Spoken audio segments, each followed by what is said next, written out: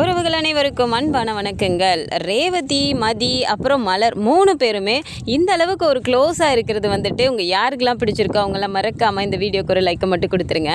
So இங்கே தங்கராஜ் வந்துட்டு மதியோட வேலை போகணும் அப்படிங்கிறதுக்காக அவர் பார்த்த இந்த வேலை திரும்பவும் மதிக்கே தெரிய வருது அப்படின்னா அது கண்டிப்பாக ரேவதியால் தான் நடக்க போகுது. ஏன்னா எந்த ஒரு விஷயமா இருந்தாலும் அது தப்பு அப்படின்னா தப்பு தான் அப்படின்னு சொல்லிட்டு ரேவதி ரொம்பவுமே ஸ்ட்ரைட் ஃபார்வர்டாக இருக்காங்க. அது யாராக இருந்தாலும் சரி, என் அம்மாவா, அப்பாவா, அண்ணனா, தம்பியா, இல்லை என் புருஷனாகவே இருந்தாலும் சரி, நீ செய்கிறது தப்புனா அது தப்பு தான் அப்படிங்கிற மாதிரி ரொம்பவுமே ஒரு நல்ல கேரக்டராக அவங்க இருக்காங்க. ஸோ இப்போ வாக்கிங் போகணும் அப்படின்னு சொல்லிட்டு இங்கே மதி வந்து மலரை கூப்பிட்ட உடனே மலருக்கு ஆசை இருந்தாலும் விடுவாங்களோ விட மாட்டாங்களோ அப்படிங்கிற ஒரு தயக்கம் இருக்குது. வேலையெல்லாம் இருக்கே மதி அப்படிங்கிறாங்க. என்னங்க ஒரு அரை மணி நேரம் நம்ம போயிட்டு வந்தோன்னா அதுக்கப்புறம் வந்து 2 பேருமே சேர்ந்து செஞ்சுக்கலாம் அப்படின்னு சொல்லும்போது தயங்கி தயங்கி மலர் நின்னாலும் நீங்கள் வாங்க அப்படின்னு சொல்லிட்டு கையை பிடிச்சி விறுவிறுன்னு கூட்டிகிட்டு போயிட்டு இவங்களும் ட்ரெஸ் சேஞ்ச் பண்ணிட்டு வந்து நிற்கும்போது என்னடி இந்த நேரத்தில் எங்கே இப்போ நீ ஷூ சாக்ஸ் எல்லாம் போட்டுக்கிட்டு இருக்க அப்படிங்கிறாங்க ராஜலக்ஷ்மி. அது ஒன்றும் இல்லை, வாக்கிங் போகிறேன் அப்படிங்கிறாங்க. நீ எப்போவும் சீக்கிரமாக போயிடுவேன், என்ன இந்த நேரத்தில் போகிற அப்படிங்கிறாங்க. இல்லை காலையில் எழுந்திருக்க கொஞ்சம் லேட் ஆகிடுச்சு, அதனால தான் இப்போ போகிறேன் அப்படின்னு சொன்ன உடனே இவங்களும் என் கூட வராங்க அப்படின்னு மலரையும் பார்த்து சொன்ன உடனே இப்போது இங்கே ராகவனும் அப்படியே ஒரு மாதிரி பார்க்குறாரு, ராஜலக்ஷ்மியும் ஒரு மாதிரி பார்க்குறாங்க. பார்த்துட்டு என்னங்க இவளும் சேர்ந்து போகிறேங்கிறா அப்படிங்கிறாங்க. அப்போ மலர்கிட்ட வேணும்னே அனுப்பக்கூடாதுங்கிற மாதிரி இந்த வேலை அந்த வேலைன்னு மாற்றி மாற்றி சொல்லிட்டே இருக்கும்போது எல்லா வேலையும் நான் முடிச்சிட்டேன் அப்படின்னு சொல்லிட்டு இங்கே மலரும் நான் போயிட்டு வரேனே அப்படின்னோடனே இங்கே ராகவனும் பார்க்குறாரு. ஏய் விடு போயிட்டு வரட்டும் அப்படின்னு சொன்ன உடனே சரி போயிட்டு சீக்கிரமாக வந்துடுங்க, வெயிலாக இருக்கே பார்த்து வந்துடுங்க அப்படிங்கிறாங்க. அப்போ கூட மதி வெயில் வந்து உடம்புக்கு நல்லது தானே, அதுவும் காலையில் வெயில் அப்படின்னு சொல்லிட்டு இங்கேருந்து கிளம்பி போகும்போது பார்க்கில் அது ஒரு மாதிரி புது எக்ஸ்பீரியன்ஸாக இருக்குது மலருக்கு. எல்லாருமே சுற்றி சுற்றி பார்க்குறாங்க. என்ன மதி இத்தனை லேடிஸ் இங்கே வாக்கிங் வராங்க அப்படிங்கிறாங்க.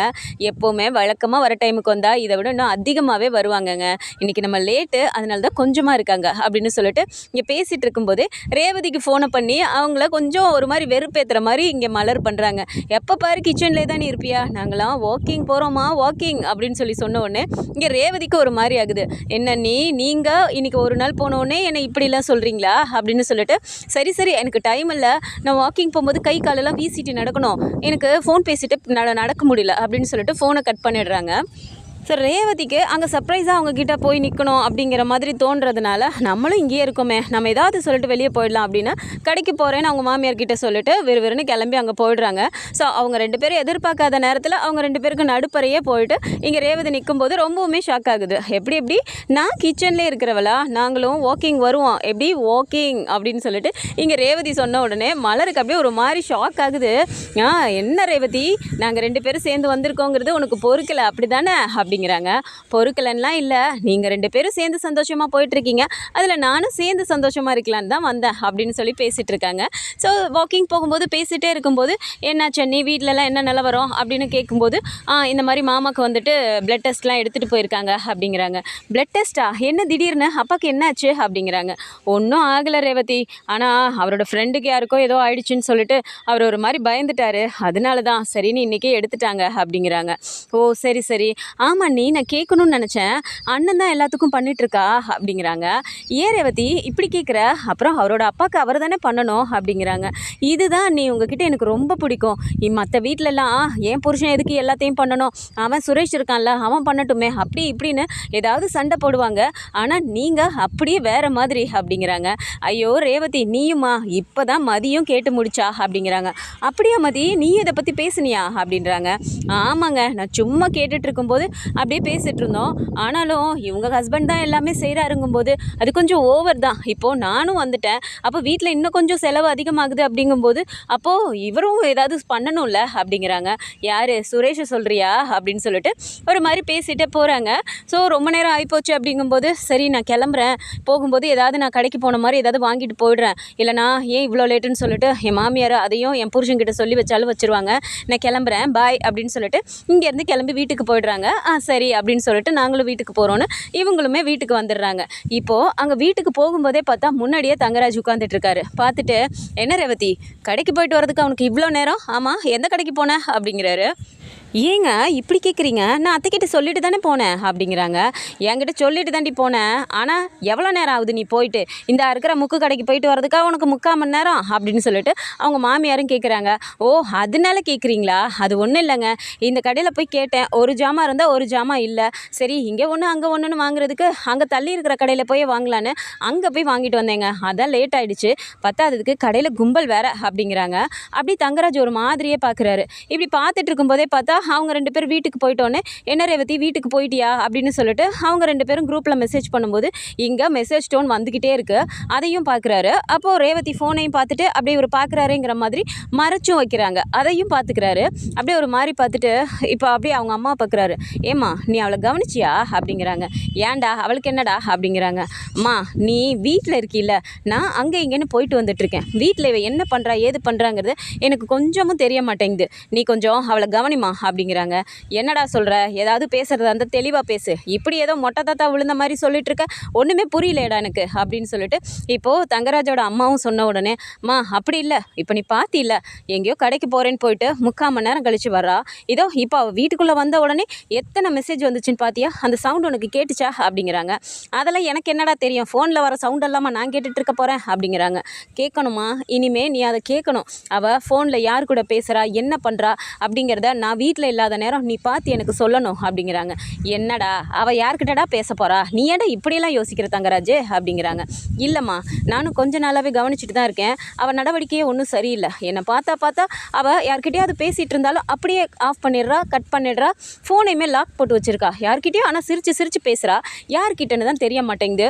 இதை ரொம்ப நாளைக்கெலாம் விடக்கூடாதுமா, நீ கொஞ்சம் கவனித்து எனக்கு சொல்லு அப்படின்னு சொல்லிட்டு இங்கே அப்படியே ஒரு மாதிரி ரேவதியை பார்த்தோன்னே ரேவதியும் அங்கேருந்து திரும்பி பார்க்குறாங்க. எப்படியோ சந்தேகம் வந்துருச்சு, நம்ம கடைக்கு போனதை எப்படியோ பொய் சொல்லிட்டு போனதை மோப்ப முடிச்சுட்டாங்க போல இருக்கே அப்படிங்கிற மாதிரி இவங்க சமையல் வேலையை பார்த்துட்டு இருக்காங்க.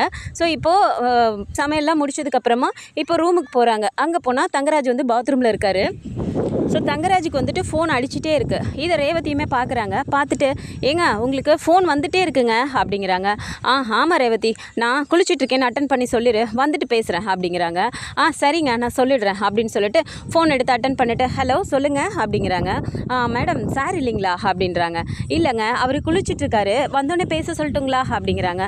ரொம்ப முக்கியமான விஷயம் மேடம், தயவு செஞ்சு பேச சொல்லுங்கள், இங்கே ஒரே ப்ரெஷராக இருக்குது எனக்கு அப்படிங்கிறாங்க. ப்ரெஷராக இருக்கா? நீங்கள் எங்கேருந்து பேசுகிறீங்க அப்படிங்கிறாங்க. நான் காலேஜ்லேருந்து பேசுகிறேன் அப்படின்னு சொன்னோடனே காலேஜில் இருந்தா என்ன விஷயமா பண்ணியிருக்கீங்க அப்படின்னு சொல்லிட்டு டக்குன்னு இங்கே தங்கராஜ் வெளியே வந்துடக்கூடாதுன்னு ஃபோன் எடுத்துகிட்டு அப்படியே வெளியே போயிடுறாங்க. போயிட்டு என்ன விஷயம் அப்படின்னு சொல்லி கேட்குறாங்க. இல்லை மேடம் அது நான் அவர்கிட்ட பேசிக்கிறேன், நீங்கள் வந்தோடனே ஃபோன் பண்ண சொல்லுங்கள் அப்படின்னு சொல்லிட்டு எந்த விஷயத்தையும் ரேவதி கிட்ட சொல்லாமல் ஃபோனை கட் பண்ணிடுறாங்க. இது ரேவதிக்கு ஒரு மாதிரியே இருக்குது. என்ன இது, அவர் சொன்ன காலேஜ் மதி வேலை செஞ்ச காலேஜ் தானே, இந்த மாதிரி அவர் சொல்கிறாரு ப்ரெஷர்லாம் சொல்கிறாரு, இவர் எதுக்கு அப்படிலாம் பேசணும், ஏதாவது இதில் உள்குத்து இருக்குமோ அப்படிங்கிற மாதிரி ரேவதிக்கு இங்கே ஒரு மாதிரியே தான் தோணிட்டுருக்கு. ஸோ ஃபோனை அங்கே கொண்டு போய் வச்சதுக்கப்புறம் தங்கராஜ் குளிச்சுட்டு வந்துட்டு ஃபோனை பார்க்குறாரு. ஃபோனை பார்த்த உடனே இந்த இவர் தான் ஃபோன் பண்ணியிருக்காரு அப்படின்னோடனே ஐயோ இவன் ஏதாவது உளறி கிளறி வச்சுட்டானோ என்னவோ தெரியலையே அப்படின்ட்டு ரேவதி இங்கே வா அப்படிங்கிறாங்க. சொல்லுங்கள் அப்படின்னு போய் கேட்டோடனே என்ன சொன்னார் அவர் அப்படிங்கிறாங்க. ஒன்றும் சொல்லலைங்க, நீங்கள் குளிச்சுட்டு இருக்கீங்க வந்தோடனே கூப்பிட சொல்கிறேன்னு சொன்னேன், அவரும் ஏதோ பிரச்சனையா அதனால நீங்கள் வந்தோடனே மறக்காமல் கூப்பிட சொல்லி சொன்னாருங்க, வேறு ஒன்றும் சொல்லலை அப்படின்னு இப்போது ரேவதியும் சொன்ன உடனே எதுவும் சொல்லலை போல இருக்கப்போ அப்படின்னு சொல்லிட்டு இவரும் சரி நான் பேசிக்கிறேன், நீ போய் வேலையை பாரு அப்படின்னு சொல்லிடுறாரு. சரிங்க அப்படின்னு சொல்லிட்டு இப்போ ரேவதி வெளியில் போகிற மாதிரி போயிட்டு அவங்க போக மாட்டேங்கிறாங்க. ரேவதி போயிட்டாங்கன்னு நினச்சிட்டு இவரும் கதவை சாத்திட்டு இப்போ ஃபோன் பண்ணுறாரு. ஃபோன் பண்ணி எடுத்த உடனே இப்போ அவர் பேசுகிறாரு. சொல்லுங்கள் என்ன விஷயம் சார் அப்படின்றாங்க. சார் முக்கியமான விஷயம் உங்ககிட்ட பேசணுன்னு தான் கூப்பிட்டேன் சார், நீங்கள் சொன்னீங்களேன்னா நானும் அவங்கள வேலையை விட்டு நிறுத்திட்டேன், ஆனால் இங்கே நிலமையே வேறு மாதிரி போயிடுச்சு சார் அப்படிங்கிறாங்க. வேறு மாதிரி போயிடுச்சா? ஏன் என்னாச்சு? அதனால ஒன்றும் பிரச்சனை இல்லையே, நீங்கள் என்ன வேணால் நினச்சிக்கோங்க, எங்கள் குடும்பத்துக்கு மதி வேலைக்கு வரதெல்லாம் செட்டே ஆகலை. இப்போ தான் மதி வீட்டில் இருந்து குடும்பத்தையும் பார்த்துக்கிட்டு ஒரு மாதிரி குடும்பம் இப்போ தான் ஒரு மாதிரி நல்லா போயிட்டுருக்கு, திரும்பவும் என்ன வேலைக்கு கூப்பிட்றதுக்கு எதுக்கும் ஃபோன் பண்ணிங்களா அப்படிங்கிறாங்க. ஐயோ சார் அவங்க வேலைக்கு வந்தே ஆகணுங்கிற மாதிரி இங்கே வேறு மாதிரி பிரச்சனை போயிட்டுருக்கு சார், யார் கேட்டு நிப்பாட்டினீங்க, அவங்க மேலே என்ன மிஸ்டேக் இருக்குது, அவங்க இந்த அளவுக்கு வந்துட்டு கோச்சிங்கும் நல்லா கொடுத்துருக்காங்க, எல்லாருக்கும் வந்துட்டு நல்லா இது பண்ணுறாங்க, யாருமே அவங்க மேலே ஒரு சின்ன ரிமார்க் கூட இல்லை, அப்படி இருக்கும்போது எப்படி நீங்கள் இது பண்ணலான்னு மேனேஜ்மெண்ட்லேருந்து என்னை கேள்வி மேலே கேள்வி கேட்குறாங்க சார், என்னை என்ன சார் பண்ண சொல்கிறீங்க அப்படிங்கிறாங்க. அப்படி தங்கராஜ் ஒரு மாதிரி யோசிச்சுட்டு, இங்கே பாருங்கள் மதியை நான் தான் உங்களை வேலையை விட்டு நிறுத்த சொன்னேன். திரும்பவும் வேலைக்கு அனுப்புறது அப்படிங்கிறதெல்லாம் சாத்தியமே இல்லை. இனிமேல் மதி வேலைக்கே போகக்கூடாதுன்னு நாங்கள் வீட்டில் எல்லாரும் முடிவெடுத்திருக்கோம். அதனால் மதி திரும்ப உங்கள் காலேஜுக்கு வேலைக்கு வரதெல்லாம் அதெல்லாம் கனவாக நினச்சி மறந்துடுங்க. நான் உங்ககிட்ட சொல்லி நீங்கள் வேலையை விட்டு நிறுத்திட்டீங்கல்ல, அது அவ்வளோதான், முடிஞ்சு போச்சு. கேட்டால் ஏதாவது சொல்லி சமாளிச்சுக்கோங்க சார், இது கூடவா நான் உங்களுக்கு சொல்லி கொடுக்கணும் அப்படிங்கிறாங்க. இல்லை சார், இருந்தாலும் அவங்களுக்கு இந்த விஷயம் தெரிய வந்ததுன்னா அது பிரச்சனை ஆயிரும்ல அப்படிங்கிறாங்க. அது மதிக்கு தெரிஞ்சாதானே, அதெல்லாம் நான் தான் வேலையை விட்டு நிறுத்த சொன்னேங்கிற விஷயம் மதிக்கு தெரியாமல் நான் என்ன பண்ணணுமோ அதை நான் பண்ணிக்கிறேன். நீங்கள் உங்கள் சைடில் என்ன பண்ண முடியுமோ பண்ணிக்கோங்க. ஆனால் மதி இனிமேல் வேலைக்கெல்லாம் நாங்கள் அனுப்ப மாட்டோம் அப்படின்னு சொல்லிட்டு இவர் சொல்லிட்டு ஃபோனை வச்சிடுறாரு. இப்போது இதை ரேவதி நின்று எல்லாத்தையும் கேட்ட உடனே அப்படியே ஒரு மாதிரி ஆகுது. இந்த மனுஷன் என்ன இப்படி இருக்காரு, அவள் பாட்டுக்கு நல்ல வேலைக்கு போயிட்டு வந்துட்டு இருந்தா, இப்படி இந்த மனுஷன் தான் அப்போ வேலையை விட்டு நிறுத்தியிருக்காரா நினச்சேன் நான் அப்போவே. அது எப்படி ஒரு கன்ஃபார்மாக ஆக போகிறாங்க, அதுக்கான லிஸ்ட்டில் அவள் பேர் தான் ஃபஸ்ட்டில் இருக்குன்னு சொல்லிட்டு அவள் சந்தோஷமாக சொல்லிட்டு இருந்தா. ஆனால் திடீர்னு கன்ஃபார்ம் லிஸ்ட்லேயும் இல்லாமல் வேலையை விட்டே நிறுத்துறாங்க அப்படின்னா என்ன காரணமாக இருக்கும்னு கேட்டதுக்கு அவளும் என்ன காரணம்னே தெரியல, நான் நல்லா தான் பெர்ஃபார்ம் பண்ணேங்கிற மாதிரி அவளும் சொன்னான். ஆனால் எல்லாத்துக்கும் காரணம் இந்த ஆளு தான், இல்லை பார்த்துக்கிறேன் நான் அப்படின்னு சொல்லிட்டு வேக வேகமாக அப்படிங்கிட்டு நகர்றாங்க. தங்கராஜ் கரெக்டாக கதவை டோரை ஓப்பன் பண்ணிட்டு வெளியே வரும்போது பார்த்தா இந்த சைடு இப்போ ரேவதி நடந்து போகிறத பார்த்த உடனே அப்படியே ஒரு மாதிரி பார்க்குறாரு. ஒருவேளை நம்ம பேசுகிறத இவ கேட்டிருப்பாளோ அப்படிங்கிற மாதிரி. ரேவதி என்ன பண்ணிட்டு இருக்கீங்க அப்படிங்கிறாங்க. ஒன்றும் இல்லைங்க, இங்கே ஒரு ஒட்டடையாக இருக்குல்ல, அதெல்லாம் தொடச்சிட்டு இருக்கேன் அப்படிங்கிறாங்க. சரி சரி பண்ணு பண்ணு அப்படின்னு சொல்லிட்டு நான் வெளியே கிளம்புறேன், கொஞ்சம் நேரம் ஆகும் நான் வரதுக்கு அப்படின்னு சொல்லிட்டு அவர் பாட்டி கிளம்பி போடுறாரு. இங்கே அப்படியே எப்படா அவர் போவார்னு பார்த்துட்டு இருந்துட்டு வேகமாக ரூம்குள்ளே வந்துட்டு டோரெலாம் லாக் பண்ணிட்டு இப்போ உட்காந்து ரேவதி குரூப்பில் மெசேஜ் போடுறாங்க. ஸோ மெசேஜ் போட்டதை வந்துட்டு இப்போது அவங்க 2 பேர் கேட்ட உடனே அப்படியே அவங்களுக்கு அப்படி ஒரு ஷாக் ஆகுது. என்னடா அது இப்படியெல்லாம் நடக்கும் அப்படிங்கிற மாதிரி ஒரு மாதிரி 2 பேருமே பதறி போயிட்டு உடனே வந்துட்டு பேசுகிறாங்க ரேவதி கிட்ட. என்ன ரேவதி சொல்கிற, இதெல்லாம் உண்மையா அப்படிங்கிறாங்க. ஐயோ ஆமாம் மதி, இந்த விஷயம் எல்லாத்துக்கும் காரணம் என் வீட்டுக்காரர் தான். இப்போ தான் அவர் ஃபோனில் பேசிகிட்டு இருந்ததை நான் கேட்டேன். நீ போட்டு குழப்பிட்டு இருந்தில்ல, நான் என்ன பண்ணேன், எதுக்காக என்னை வேலையை விட்டு நிறுத்தினாங்கன்னு தெரியலன்ட்டு நீ அப்படி புலம்பி போய் நீ எவ்வளோ கஷ்டப்பட்டங்கிறத நான் பார்த்தேன் மதி. எனக்கு அது ஒத்துக்கவே முடியல. எல்லாத்துக்கும் காரணம் என் புருஷன்தான். ஆனால் வீட்டில் இருக்க எல்லாரும் சொல்லி தான் நிப்பாட்டினேன்னு சொல்லிட்டு சொல்கிறாரு. அப்படின்னா இதில் என் அப்பா அம்மா அப்புறம் சுரேஷ்க்கு கூட இது தெரிஞ்சிருக்குமோ அப்படிங்கிறாங்க. என்னங்க சொல்கிறீங்க, அப்படின்னா இவங்க எல்லாம் ஒன்றா சேர்ந்து தான் என்னை வேலையை விட்டு நிறுத்தியிருக்காங்களா அப்படிங்கிறாங்க. மலரும் இதை பார்த்துட்டு இருந்துட்டு இருக்கும் மதி, கண்டிப்பாக அதை பண்ணாலும் பண்ணியிருப்பாங்க. சுரேஷுக்கு இதில் சம்மந்தம் இருக்குமான்னு எனக்கு தெரியல, ஆனால் அத்தையும் மாமாவும் கண்டிப்பாக தங்கராஜ் அண்ணன் கூட சேர்ந்து இந்த பிளானை போட்டாலும் போட்டிருப்பாங்க அப்படின்னு சொல்லிட்டு இங்கே மலரும் சொல்கிறாங்க. ஆனால் ரேவதி இங்கே பாருமதி, ஆனாலும் உன்னை காலேஜில் திரும்பவும் சேர்க்கணுங்கிற மாதிரி தான் பேசிகிட்டு இருக்காங்க. என்ன தான் அது பண்ணாலும் அதெல்லாம் வரமாட்டா, எங்கள் குடும்பத்துக்கு இது செட் ஆகாது அப்படிங்கிற மாதிரி இவர் தான் பேசிகிட்டு இருக்காரு. நீ திரும்பவும் காலேஜுக்கு ஒரு வாட்டி பேசுகிறியா அப்படிங்கிறாங்க. இல்லைங்க, அது சரியாக வராது. அவங்களே என்னை வேலையை விட்டு நிறுத்தினதுக்கப்புறம் திரும்பவும் போய் நான் அந்த இடத்துல நின்னேன்னா அது நல்லா இருக்காது. எதுவாக இருந்தாலும் அவங்க எனக்கு பேசுனாங்கன்னா தான் நான் அதை பற்றி பேச முடியும். நானும் எப்படி போய் கேட்க முடியும். ஆனால் இந்த விஷயத்தை நான் சும்மாவே விட மாட்டேங்க. எல்லாத்துக்கும் காரணம் உங்கள் வீட்டுக்காரர் தானா அப்படிங்கிறாங்க. ஆமாம் மதி, எனக்கு அதை கேட்ட உடனே ஒரு மாதிரி கஷ்டமாக இருந்துச்சு, உங்ககிட்ட சொல்லிட்டேன். ஆனால் மதி, இதை நான் தான் சொன்னேன்னு சொல்லிட்டு என் புருஷனுக்கு தெரிஞ்சிச்சு, அவ்வளோதான் அப்படிங்கிறாங்க. உடனே மலரும் ஆமாம் மதி, ஏற்கனவே அன்னைக்கு ரேவதி அவங்க அம்மாவை பற்றி சொன்னதுக்கே இங்கே வந்து அப்படியே ரொம்ப நல்ல ஒரு மாதிரி நடித்து எல்லாத்தையும் சொல்லிட்டு போயிட்டாரு. இந்த விஷயம் தெரிஞ்சதுன்னா அவ்வளோதான், ரேவதியை பற்றியும் கொஞ்சம் யோசிக்கணும் நம்ம அப்படிங்கிறாங்க. எனக்கு புரியுதுங்க, நான் அப்படியெல்லாம் போய் ஓப்பனாலாம் போய் எதுவும் கேட்க மாட்டேன். இதை எப்படி டீல் பண்ணணும்னு நான் பார்த்துக்கிறேன். என்கிட்ட சொல்லிட்டீங்கல்ல, இதுக்கு காரணம் உங்கள் வீட்டுக்காரர் தான் எனக்கு தெரிஞ்சு போச்சு. ஆனால் இதை எப்படி நான் அவரை டீல் பண்ணுங்கிறத நான் பார்த்துக்கிறேன். நீங்கள் எதுவும் கவலைப்படாதீங்க, இதில் உங்கள் பேர் வெளியிலே வராது, நான் பார்த்துக்கிறேன் அப்படிங்கிறாங்க. உடனே ரேவதியும் சரி மதி, ஆனாலும் எனக்கு மனசு கஷ்டமாக இருந்துச்சு. உன்னை போய் இப்படி நிறுத்திட்டாங்களே அப்படின்னு நினைக்கும்போது எல்லாத்துக்கும் காரணம் என் வீட்டுக்காரர் தான் நினைக்கும்போது ரொம்ப எனக்கு கஷ்டமாக இருந்துச்சா, அதனால தான் நான் உன்கிட்டயே சொல்லிட்டேன் அப்படிங்கிறாங்க. உடனே மதியம் ஆனாங்க நீங்கள் ஒரு மாதிரி வித்தியாசமாக இருக்கீங்க தெரியுமா அப்படிங்கிறாங்க. வித்தியாசமாவா, என்ன மதி சொல்கிற அப்படிங்கிறாங்க.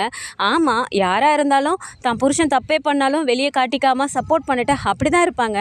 ஆனால் நீங்கள் உங்கள் அப்பா அம்மா தப்பு பண்ணாலும் தப்புன்னு சொல்கிறீங்க.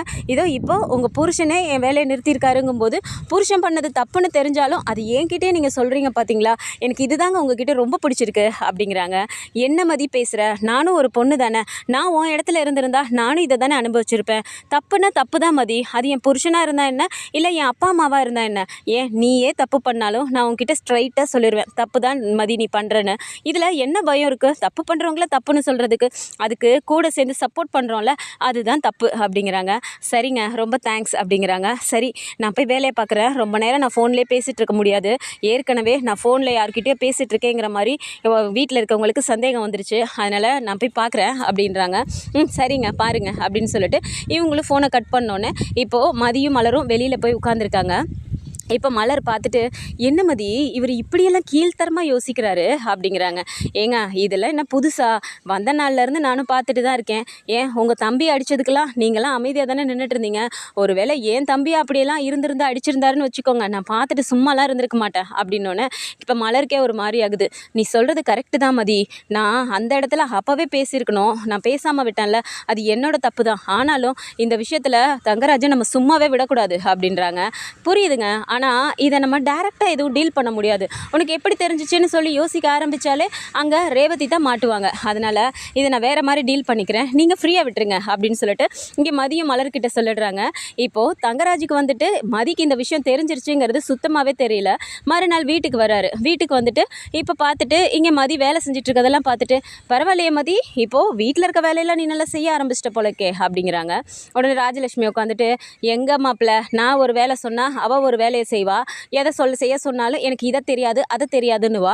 சரி அதுவும் போகணும், நான் ஏதாவது ஒரு வேலையை சொன்னேன்னா அதை செய்யவே முடியாதுன்னு மூஞ்சில் அடித்த மாதிரி சொல்லுவா. இவளெல்லாம் வச்சுக்கிட்டு அதெல்லாம் ஒன்றும் இல்லை மாப்பிள்ள, நீங்கள் ஒன்றும் பெருமையெல்லாம் பட்டுக்காதீங்க அப்படிங்கிறாங்க. அப்படியெல்லாம் இல்லைத்த, மதி இப்போ தானே வீட்டில் இருக்க ஆரம்பிச்சிருக்கா, இனிமேல் அப்படியே போக போக ஒன்று ஒன்றா கற்றுக்குவா. இல்லை மதி, நீ அப்படியே வீட்டை மலர் எப்படி பார்த்துட்டு இருக்காங்களோ அதே மாதிரி நீயும் பார்த்துக்குவ தானே அப்படிங்கிறாங்க. மதிக்கு அப்படியே அவ்வளோ ஒரு கோவம் வருது. ஏண்டா என் வேலையை பிடுங்கி என்னை வீட்டில் நீ உட்கார வச்சுட்டு அப்படியே என்னை இப்படியே அடக்கி வச்சிடலாம் நீ நினச்சிட்டு இருக்கியா? உன்னை நான் எப்படி டீல் பண்ணுமா எனக்கு தெரியும் அப்படின்ட்டு ஒரு மாதிரி பார்த்துட்டு, அதுக்கு என்ன, நான் இப்போ வீட்டில் இருக்கேன் அதனால் பண்ணிகிட்ருக்கேன், ஆனால் அதுக்காக எப்பவும் வீட்டிலே இருந்துட மாட்டேன்ல, திரும்பவும் நான் காலேஜுக்கு போவேன். அப்போ போயிட்டு எப்படி நான் காலேஜுக்கு வேலைக்கு போனாலும் வீட்டையும் எனக்கு பார்த்துக்கிறதுக்கும் தெரியும் அப்படிங்கிறாங்க. தங்கராஜ் ஒரு மாதிரி பார்க்குறாரு.